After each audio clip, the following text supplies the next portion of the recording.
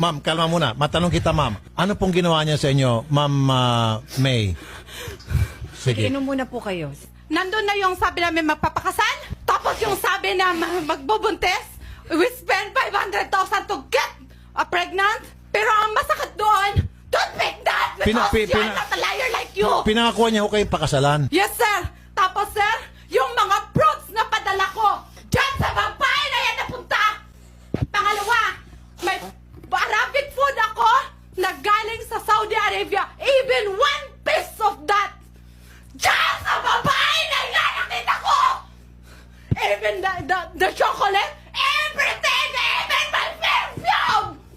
Pilipina ka rin. She is not involved with that. Yan. Sampang babae. Huwag kang mag-iyak. Pinagsabay-sabay po yun. Pinagsabay-sabay. Meron